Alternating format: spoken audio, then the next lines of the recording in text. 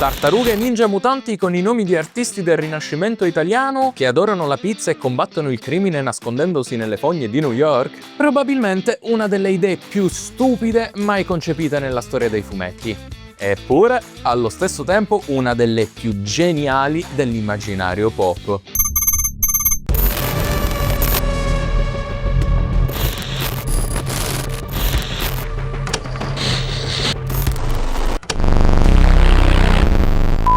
Salve gente! Benvenuti o bentornati ad un nuovo episodio di Retrolab, Anatomia di un franchise, il format dove ci divertiamo a ripercorrere la storia dei franchise o delle saghe che ci hanno fatto diventare gli adulti discretamente discutibili che siamo oggi.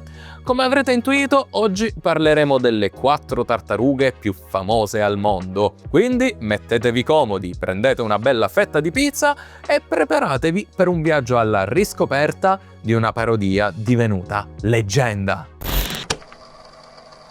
È il 1983. In un appartamento del New Hampshire, 2 coinquilini, Peter Laird e Kevin Eastman, condividono il sogno di diventare fumettisti. Durante quella che sembrava una normalissima serata, Eastman cominciò a disegnare cose per far ridere il suo coinquilino, fino a quando non disegnò una tartaruga con maschera e nunchaku. Lo schizzo piacque così tanto che Laird ne realizzò anche la sua versione e subito dopo il colpo di genio. Perché non farne un gruppo? Il risultato lo conosciamo tutti molto bene. I due decisero di farne quindi un fumetto. Laird aggiunse Teenage Mutant al logo Ninja Turtles, creato da Eastman, giusto perché lo trovava più intrigante. La storia divenne letteralmente una parodia del Daredevil di Frank Miller. Le influenze sono lampanti, l'incidente radioattivo che muta le tartarughe infatti è un eco dell'origine di Daredevil, Splinter è un omaggio al mentore Stick e il Clan del Piede è letteralmente una parodia della Mano, l'organizzazione criminale di Daredevil. E forse sarete sorpresi nello scoprire che il leggendario villain Shredder nacque guardando una grattugia da formaggio. Cioè, seriamente, un cattivo creato guardando la cucina? Cioè, questi due sono dei geni. Il fumetto fu totalmente autoprodotto. Il primo numero uscì sotto il loro marchio improvvisato, ovvero Mirage Studios, chiamato così perché non esisteva davvero uno studio, cioè era letteralmente il salotto di casa loro. Grazie a un rimborso fiscale e un prestito dello zio di Eastman, i due stamparono circa 3.000 copie in bianco e nero e girarono per varie fiere fumettistiche con il loro albo fotocopiato. Ma accadde l'inimmaginabile. Tutte le 3.000 copie andarono sold out. Cominciarono così a stampare ristampe su ristampe, superando addirittura le decine di migliaia di copie, mentre la stampa underground cominciava a parlare di queste 4 tartarughe ninja. Il punto forte del fumetto era che all'epoca non esisteva niente del genere, era violento, serio, con l'onore del ninjutsu e le guerre tra clan, ma allo stesso tempo permeato da humor e ironia. Laird e Eastman infatti si divertirono a inserire citazioni colte, battezzarono infatti i fratelli Leonardo, Donatello, Raffaello e Michelangelo, sfogliando proprio un libro d'arte rinascimentale. Ogni tartaruga ricevette inoltre un one-shot dedicato per definire il proprio carattere. Raffaello è quello irascibile, Michelangelo l'anima leggera, Donatello l'inventore e infine Leonardo il leader serio. Con loro arrivarono anche i leggendari e alquanto bizzarri avversari, da Shredder e il Clan del Piede a Baxter Stockman e i suoi Mausers, passando per il coccodrillo Leatherhead e gli alieni Triceraton, che sono letteralmente dei triceratopi spaziali, o addirittura il cyborg Fugitoid, ripescato direttamente da una precedente opera di Laird e Eastman. Ogni capitolo espandeva quindi un mondo che praticamente nessuna casa editrice avrebbe mai preso in considerazione. Eppure nel 1986 le tartarughe ninja diventarono un culto. La stampa mainstream parlava di fenomeno underground e la comunità indie sognava la stessa fortuna. Nessuno, nemmeno i 2 creatori, avrebbero mai potuto immaginare che le loro tartarughe sarebbero presto uscite dalle fogne per conquistare la TV e i negozi di giocattoli. Verso la metà degli anni '80 il fumetto della Mirage è ormai un piccolo fenomeno nel circuito indie. Non è un bestseller ai livelli Marvel o DC, ma è abbastanza popolare da attrarre le attenzioni di alcune aziende. Una di queste è Playmates Toys, una compagnia di Hong Kong che vuole entrare nel mercato americano dei giocattoli. E come succede spesso nel mondo del marketing anni '80, la logica è alquanto semplice. Prima vendi giocattoli e poi ci fai un cartone animato. Esattamente come è successo con He-Man, Transformers o G.I. Joe. Il problema però è che il fumetto originale delle Tartarughe Ninja, ecco, non era esattamente pensato per i bambini. Parliamo comunque di un fumetto dove si combatte con armi vere, si muore male, cioè Shredder la prima volta finisce letteralmente infilzato sul tetto di un edificio. Insomma, non proprio l'ideale per il sabato mattina su un canale per bambini. La soluzione? Beh, prendere il concept e trasformarlo completamente. Nel 1987 arriva la miniserie animata che cambiò tutto. 5 episodi, un test. Se funziona, la serie si farà. E indovinate un po', funzionò. E come se funzionò? Vennero ovviamente apportate alcune modifiche, come il colore delle maschere delle tartarughe. Nel fumetto originale, infatti, queste avevano tutte la stessa bandana rossa, mentre nel cartone diventano blu per Leonardo, viola per Donatello, arancione per Michelangelo e venne mantenuto il rosso per Raffaello. Una scelta semplicissima, ma allo stesso tempo geniale, perché rendeva immediatamente riconoscibili i personaggi anche nei giocattoli. Inoltre, la distinzione di personalità diventò ancora più netta. Michelangelo, infatti, diventò il surfista scemo amante della pizza, Raffaello quello sarcastico, Donatello il nerd tecnologico e Leonardo il leader disciplinato. E poi arrivarono ovviamente le famosissime catchphrase come il tono quindi cambiò completamente. Quello che prima era un fumetto violento e satirico diventò un cartone animato colorato, slapstick e soprattutto super anni '80. La serie divenne rapidamente un successo enorme. Quando dico enorme intendo davvero enorme. Negli anni successivi le Tartarughe Ninja compariranno letteralmente ovunque: cartoni animati, action figure, zaini, cereali, costumi di carnevale. Se non sbaglio io avevo quello di Donatello, però potrebbe anche essere quello di Michelangelo, non mi ricordo. Comunque, videogiochi, flipper, tazze, mutande e persino le piastre per i waffle. Mi domando a questo punto se non esistessero anche i tostapane. Playmates produsse inoltre centinaia di action figures differenti, tra veicoli, basi segrete, mutanti improbabili e varianti sempre più assurde. È proprio in questo periodo inoltre che nascono personaggi iconici come Rocksteady, Bebop o Krang. Nel giro di pochi anni, le Tartarughe Ninja diventarono uno dei franchise più redditizi al mondo. E come consuetudine in quegli anni, Hollywood decise di provarci. Nel 1990 arrivò il primo live action delle Teenage Mutant Ninja Turtles. E bisogna dirlo, per essere un film su 4 tartarughe ninja che vivono nelle fogne, era sorprendentemente serio. I costumi animatronici furono realizzati dalla Jim Henson Creature Shop, risultando ancora oggi incredibili per l'epoca. Il film inoltre prese molto più dal fumetto Mirage che dal cartone. Il tono era più scuro, Shredder era davvero minaccioso e il clan del piede era una vera gang criminale. Il risultato? Beh, un successo gigantesco. Il film incassò oltre 200 milioni di dollari, diventando per anni il film indipendente di maggior successo della storia. Tra il 1989 e il 1991 le Tartarughe Ninja raggiungono quello che molti chiamano ancora oggi la Turtle Mania. Il cartone infatti dominava le televisioni, i giocattoli vendevano milioni, i videogiochi Konami diventavano classici arcade e il film riempiva i cinema. Le tartarughe divennero letteralmente il simbolo della cultura pop anni 90. Addirittura la vendita di tartarughe, in particolare della specie dalle orecchie rosse, incrementò drasticamente in quegli anni. Il problema però è che era una specie talmente invasiva che causò una vera e propria crisi ambientale in Europa. Ma, come spesso succede con i fenomeni esplosi troppo velocemente, il declino è sempre dietro l'angolo. Dopo l'incredibile successo del film del 1990, la Paramount decise di riprovarci. Nel 1991 arrivò Tartarughe Ninja 2: Il segreto di Oz. Ma questa volta qualcosa era cambiato. Il primo film infatti era stato criticato aspramente da alcuni gruppi di genitori per l'eccessiva violenza, quindi la produzione decise di ammorbidire il tutto.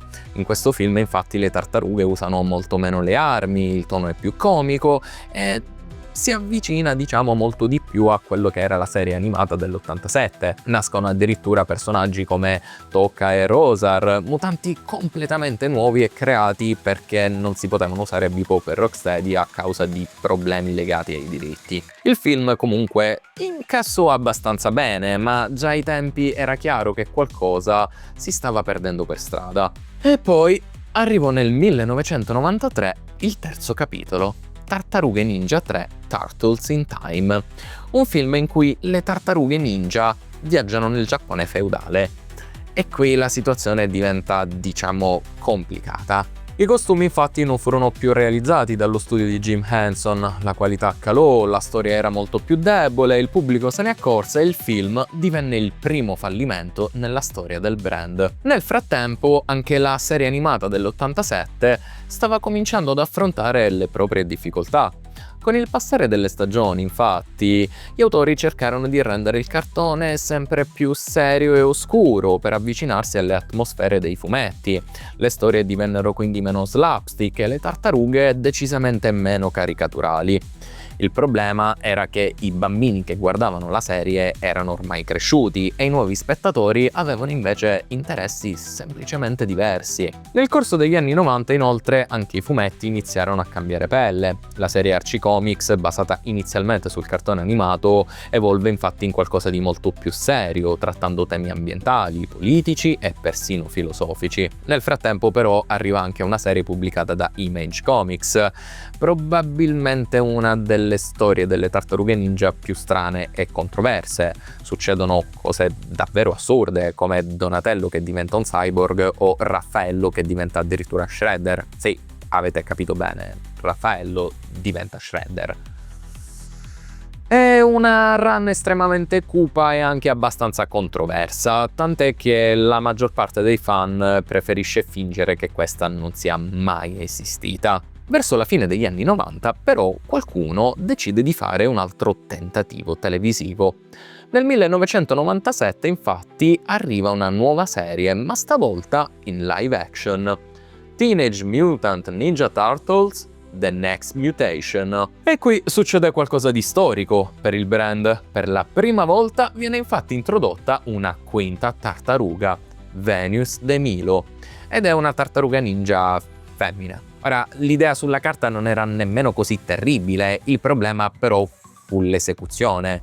La serie era, diciamo, molto economica, con costumi decisamente discutibili, coreografie per niente convincenti e purtroppo nemmeno il crossover con i Power Ranger riuscì a salvarla, tant'è che venne cancellata dopo una singola stagione. Alla fine degli anni 90 il fenomeno tartarughe ninja era ormai agli sgoccioli, la Turtle mania era finita, il franchise sembrava aver perso qualsiasi direzione e per qualche anno le tartarughe rimasero in una specie di limbo.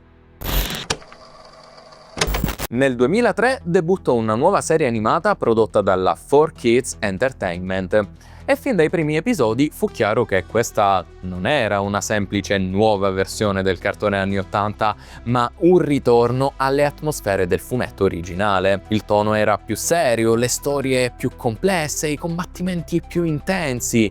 Il design dei personaggi inoltre era decisamente più vicino alle versioni Mirage e per molti fan questa diventa la versione definitiva delle tartarughe ninja. La serie introdusse archi narrativi più lunghi, villain più sviluppati e una lore decisamente più ricca. Vennero introdotti archi narrativi come il ritorno del vero Shredder, l'arco narrativo degli Utrom, la guerra con i Triceraton o Triceraton, non mi ricordo mai, il viaggio nello spazio, le dimensioni parallele e persino un crossover con le versioni alternative delle tartarughe nello speciale Turtles Forever. La serie durerà ben 7 stagioni e si concluderà nel 2009 e contribuirà a riportare il franchise al centro dell'attenzione. Certo, non ai livelli della Turtlemania, ma abbastanza da dimostrare che le tartarughe ninja avevano ancora qualcosa da dire. Nel frattempo Hollywood decise di provarci ancora. Nel 2007 arrivò infatti il film animato Teenage Mutant Ninja Turtles, completamente in CGI. Questa volta non era un reboot delle origini, la storia infatti si svolgeva dopo gli eventi dei film degli anni 90. Le tartarughe erano cresciute, la squadra si era separata, Leonardo era lontano da New York, Raffaello combatteva il crimine da solo con l'identità di Night Watcher. Diciamo che fu un film molto più introspettivo del solito, parlava di famiglia, responsabilità, leadership e per carità non era un film perfetto, ma dimostrò che le tartarughe ninja potevano funzionare anche fuori dalla formula classica. Il film incassò discretamente, ma cosa più importante, mantenne viva l'attenzione sul brand. Il vero terremoto però arrivò nel 2009. La compagnia Viacom, proprietaria del network Nickelodeon, comprò infatti i diritti delle tartarughe ninja per la modica cifra di ben 60 milioni di dollari. Kevin Eastman e Peter Laird cedono ufficialmente il controllo totale del franchise e per la prima volta le tartarughe ninja passano dalle mani dei loro creatori a quelle di una gigantesca multinazionale dell'intrattenimento. E quando un franchise entra in un ecosistema del genere, le possibilità diventano praticamente infinite. Con la vendita del franchise, però, si chiuse definitivamente anche l'era Mirage Studios, quella iniziata nel 1984 con un fumetto fotocopiato e venduto alle fiere, un'epoca in cui due autori indipendenti potevano creare un fenomeno culturale mondiale partendo dal salotto di casa loro. Con l'acquisto del franchise, Nickelodeon non acquistò semplicemente le tartarughe ninja, ma un vero e proprio pezzo della storia e cultura pop. E Nickelodeon lo sapeva benissimo. L'obiettivo infatti non fu solo quello di riportare le tartarughe ninja in televisione, ma di rilanciarle per una nuova generazione. Dalla Turtlemania erano passati più di 20 anni e i bambini che giocavano con le action figure negli anni 90 erano ormai adulti, mentre i nuovi bambini ormai non sapevano nemmeno chi fossero. Proprio per questa ragione nel 2012 Nickelodeon lanciò una nuova serie animata completamente in CGI e questa è probabilmente una delle decisioni più intelligenti nella storia recente del franchise. La serie infatti riuscì a fare qualcosa di molto raro, ovvero piacere sia ai nuovi spettatori che ai fan storici. Il tono era equilibrato, c'erano gag, momenti slapstick e citazioni nerd, ma anche archi narrativi molto solidi. La serie prese elementi da tutte le incarnazioni precedenti, il carattere divertente del cartone anni 80, il world building più serio della serie del 2003 e soprattutto l'estetica moderna dell'animazione CGI. Vediamo anche il ritorno di personaggi storici come Bebop e Rocksteady, Karai, Casey Jones, April O'Neil, ma la serie introdusse anche idee nuove. Una delle idee più interessanti fu per l'appunto lo sviluppo di Shredder e il suo rapporto con Splinter. La rivalità tra i due diventò infatti molto più personale, tragica e soprattutto intensa. La serie, che conta ben 5 stagioni, si concluse però nel 2017, diventando una delle incarnazioni più amate dell'intero franchise. Nel frattempo, anche i fumetti tornarono a essere una parte centrale del franchise.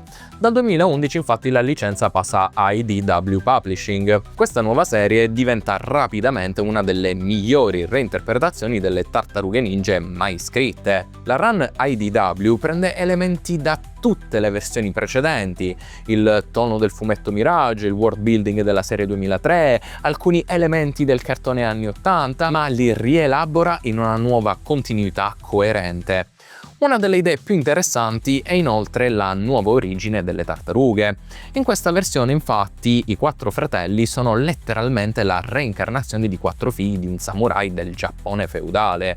Un'idea che legò ancora di più il franchise alle proprie radici ninja. Nel corso degli anni, inoltre, la serie diventerà uno degli universi narrativi più complessi delle tartarughe ninja, con decine di miniserie, crossover assurdi e saghe gigantesche. gigantesche, e poi si decise di osare fino in fondo.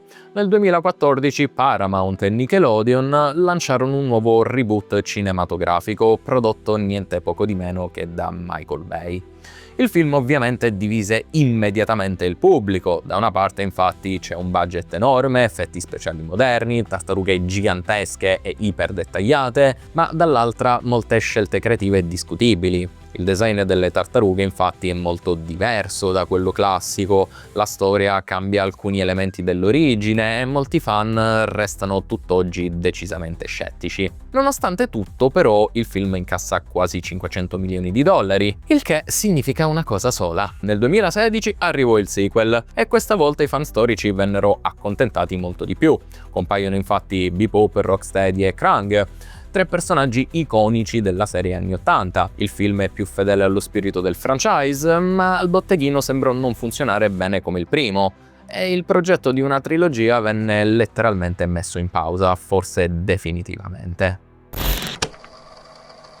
La serie del 2012 aveva dimostrato che le tartarughe ninja potevano ancora funzionare nel panorama moderno, ma adesso il problema era evitare che diventassero ripetitive, e la soluzione scelta dagli autori fu semplice ma allo stesso tempo pericolosa. Nel 2018 debuttò una nuova serie animata, Rise of the Teenage Mutant Ninja Turtles, e fin dal primo trailer fu evidente che questa versione era totalmente diversa. Lo stile visivo era completamente nuovo, l'animazione estremamente dinamica, i personaggi avevano design molto più stilizzati e le tartarughe erano fisicamente diverse tra loro. Ma il cambiamento più grande riguardava il tono.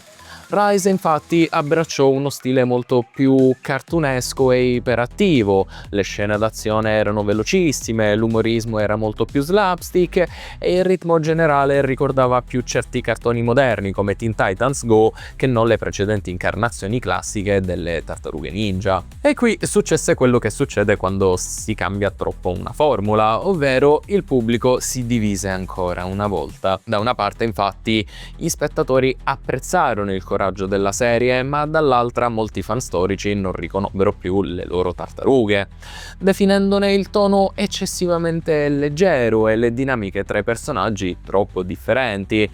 In pratica la serie era troppo distante dalle precedenti incarnazioni. Il risultato fu quindi una serie con buone recensioni, ma che faticò a trovare un pubblico stabile e che venne chiusa dopo solo 2 stagioni. Nel 2022 però, a gran sorpresa, arrivò su Netflix Rise of the Teenage Mutant Ninja Turtles, The Movie.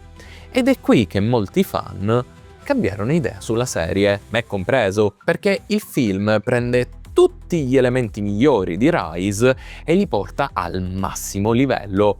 L'animazione è spettacolare, le scene d'azione sono incredibili, la storia è molto più epica. Per molti spettatori il film diventò quindi una specie di riscoperta tardiva della serie, una dimostrazione che l'esperimento Rise aveva molto più potenziale di quanto si pensasse. Nel frattempo però Nickelodeon stava già lavorando al futuro del franchise. Dopo 40 anni di fumetti, cartoni animati, film e videogiochi, le tartarughe ninja hanno attraversato praticamente ogni fase possibile della cultura pop. Successo, declino, reboot, reinvenzioni, esperimenti, e ogni volta che sembravano pronte a diventare un semplice ricordo, ecco che qualcosa le riportava nuovamente sotto i riflettori. Nel 2023 arrivò al cinema un nuovo film animato prodotto da Seth Rogen ed Evan Goldberg, e fin dal primo trailer fu chiaro che questa versione delle tartarughe ninja aveva un obiettivo ben preciso: rendere le tartarughe davvero adolescenti. Perché, vedete, una delle cose che spesso era andata persa nelle versioni precedenti era proprio questo piccolo dettaglio, ovvero le tartarughe ninja dovrebbero essere teenagers, ragazzi impacciati, entusiasti, un po' stupidi e imbarazzati, e il film abbraccia completamente quest'idea. Il design è completamente diverso da quello classico, l'animazione è leggermente sporca, graffiata, quasi da sketchbook. Per certi versi sembra voler fare il filo allo stile visivo di Spider-Man Into the Spider-Verse.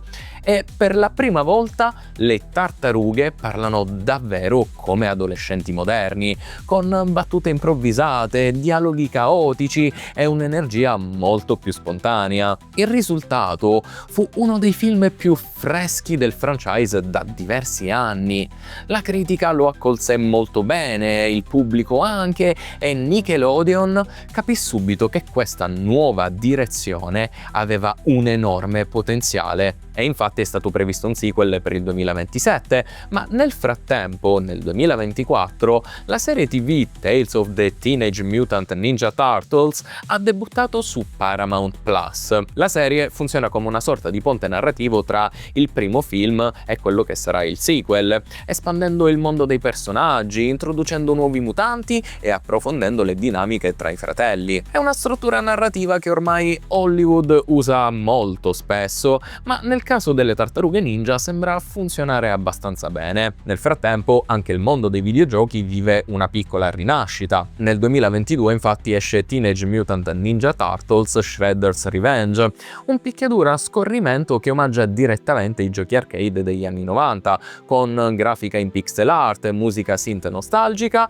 e gameplay semplice e immediato. E incredibilmente funziona alla grande. Il gioco diventa rapidamente uno dei titoli più apprezzati dai fan delle quattro tartarughe, dimostrando ancora una volta che a volte il modo migliore per riportare in vita un franchise, è semplicemente ricordarsi perché lo amavamo in origine. I fumetti nel frattempo, continuano a espandere l'universo delle tartarughe ninja.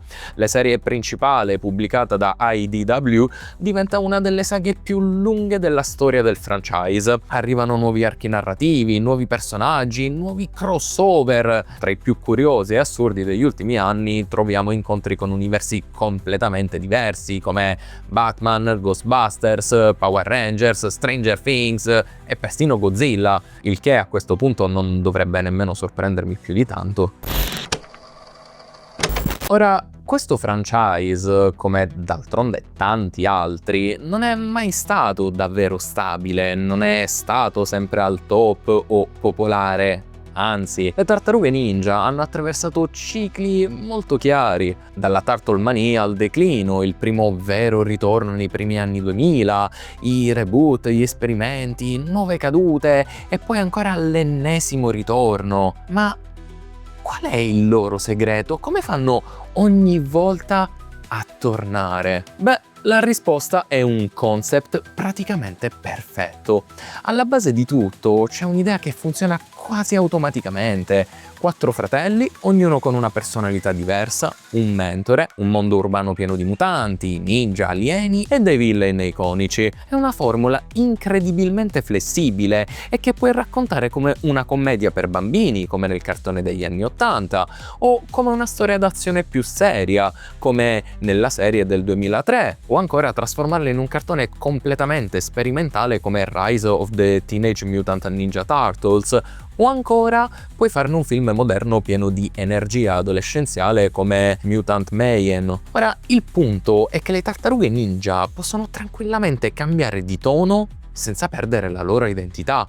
Ed è una cosa che pochissimi franchise riescono a fare. E poi, c'è un altro fattore enorme, ovvero il fattore nostalgia. Per milioni di persone nel mondo, le tartarughe ninja sono legate a momenti molto precisi della loro infanzia. Il cartone del sabato mattina, i videogiochi arcade, le action figure, i film degli anni 90, e ogni volta che il franchise torna, porta con sé anche quei ricordi. È un meccanismo potentissimo, perché mentre nuove generazioni scoprono le tartarughe ninja, quelle precedenti le ritrovano. La parte più incredibile di tutta la storia, però, resta la nascita di questi 4 incredibili eroi. Uno scherzo nato tra 2 fumettisti, una battuta, un fumetto fotocopiato, e da quella battuta è nato uno dei franchise più longevi della storia della cultura pop. Quindi, la prossima volta che qualcuno vi dirà che un'idea è troppo stupida per funzionare, ricordategli una cosa: 4 tartarughe mutanti ninja e adolescenti che vivono nelle fogne di New York sono riuscite a conquistare il mondo. Cowabunga!